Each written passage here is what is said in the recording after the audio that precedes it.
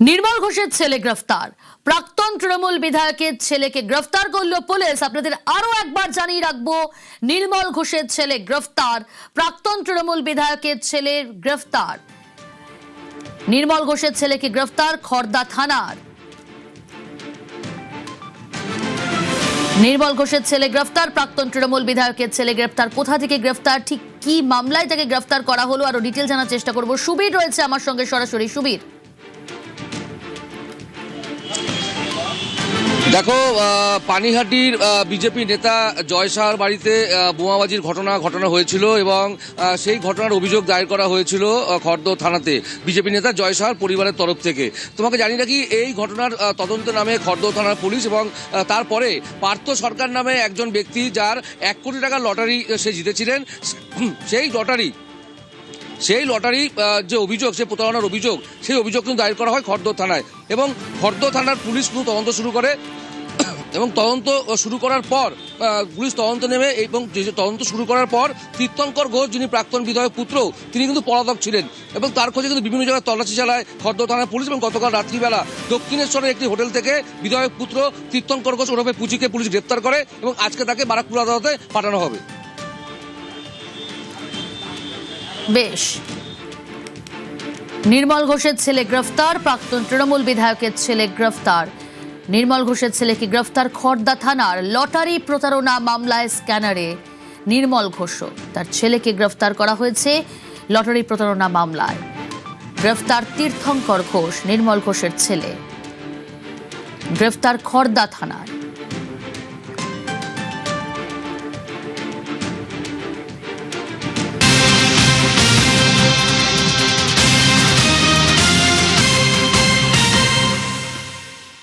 গ্রেফতার ছেলে স্ক্যানারের নির্মল। শনিবার পর্যন্ত পুলিশের খাতায় বেপাত্তা নির্মল ঘোষ, কিন্তু শনিবার হঠাৎ নব তৃণমূলের দরবারে নির্মল ঘোষ। কিন্তু আমরা জানি যে নব তৃণমূল অর্থাৎ ঋতব্রত বন্দ্যোপাধ্যায় তিনি স্পষ্টতই জানিয়েছেন যে কি কারণে তিনি এসেছেন আমরা নিজেই জানি না, এবং কি কারণে নির্মল ঘোষ নব তৃণমূলে যোগ দিতে চেয়েছিলেন, কি হয়েছিল জানার চেষ্টা করব। কোথাও কি পিঠ বাঁচাতেই, কারণ দিনের পর দিন বেপাত্তা থাকার পর হঠাৎ করে নব তৃণমূলের দরবারে হাজির নির্মল ঘোষ কেন? উত্তর নেওয়ার চেষ্টা করবো। আবির রয়েছে আমার সঙ্গে। আবির,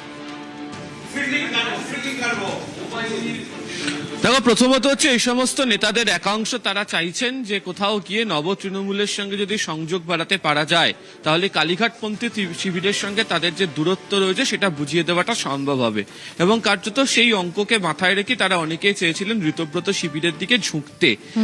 যদিও সেদিনকে যে ঘটনা, যেদিনকে নির্মল ঘোষ পৌঁছে যান বৈঠক করতে, সেখন দেখতে পাওয়া যায় কি যে নাম বিভ্রাট হয় এবং পরবর্তী সময় ঋতব্রত বন্দ্যোপাধ্যায়ের তরফ থেকে ব্যাখ্যাও দেওয়া হয়েছে যে নির্মল ঘোষের নাম নিয়ে আলোচনা হয়েছেন, তিনি পশ্চিম মেদিনীপুরের নেতা, তিনি কোনোভাবেই পানিহাটির প্রাক্তন বিধায়ক নন এবং তাদেরও কাউকে দলে নেবে, কবে কাদেরকে নেওয়া হবে সেই সংক্রান্ত বিষয়ে সিদ্ধান্ত গ্রহণের ক্ষেত্রে তাদেরও নিজস্ব কিছু রীতি রয়েছে।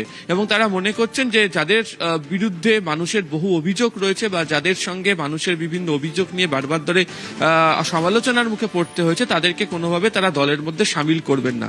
এবং সেই জন্য গত 48 ঘন্টা ধরে দেখতে পাওয়া গিয়েছে যে ঋতব্রত শিবিরের তরফ থেকে সেদিনকে নির্মল ঘোষের উপস্থিতি নিয়ে ব্যাখ্যা দেওয়া হয়েছে এবং তারা কার্যত সরাসরি চ্যালেঞ্জও করেছেন যে নির্মল ঘোষ বলুন যে তাকে কে বৈঠকে ডেকেছিল, কোন নাম্বার থেকে ফোন করে তাকে ডাকা হয়েছিল। এবং তাদের বক্তব্য যে তিনি সরাসরি উল্লেখ করে দিয়েছেন যে কোনোভাবেই তাকে ডাকা হয়নি, মিটিংয়ে তিনি কোনোভাবেই আমন্ত্রণ ছিলেন না, ফলে তার সঙ্গে তার দলের কোনো নেতাদের কোনো কথাও হয়নি। এবং আজকে দেখতে পাওয়া যাচ্ছে যে নির্মল ঘোষের ছেলে, যিনি 2026-এর বিধানসভা নির্বাচনে নির্মল ঘোষের ছেড়ে যাওয়া আসনে তিনি বিধানসভার প্রার্থী হয়েছিলেন, তাকে গ্রেপ্তার করা হয়েছে। এবং সূত্রের খবর নির্মল ঘোষ তিনিও নিজে গোটা ঘটনার ক্ষেত্রে স্ক্যানারে রয়েছেন, ফলে আগে থেকেই নব্য তৃণমূলের তরফ থেকে তার সঙ্গে যে দূরত্ব বৃদ্ধি করে রাখা হয়েছিল তা কার্যত স্পষ্ট হয়ে গিয়েছিল। এবং আজকে গ্রেপ্তারির পর নব্য তৃণমূল শিবিরের তরফ থেকে বলাই হচ্ছে যে তারাই প্রথমেই বলেছিল যে এমন কোনো ব্যক্তিদেরকে তারা দলে সামিল করবেন না যাদের বিরুদ্ধে অভিযোগ রয়েছে। ফলে সেক্ষেত্রে দাঁড়িয়ে নির্মল ঘোষের ছেলের গ্রেপ্তার হওয়ার পর আরো সহজে ঋতব্রত শিবিরের তরফ থেকে বার্তা দেওয়া হচ্ছে যে তারা বাছাই করে নেতাদেরকে তাদের দলে তারা সামিল করবেন। বেশ,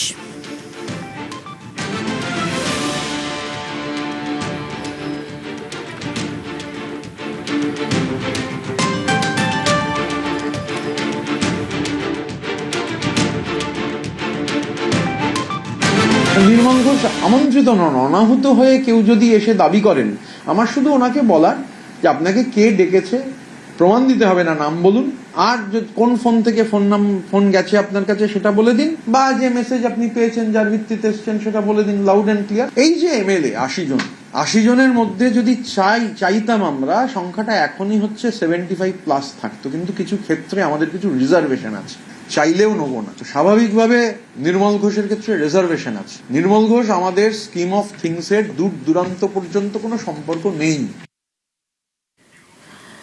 শনিবার নব তৃণমূলের সঙ্গে দেখা করে বেরিয়ে কি বলেছিলেন নির্মল ঘোষ, শুনুন।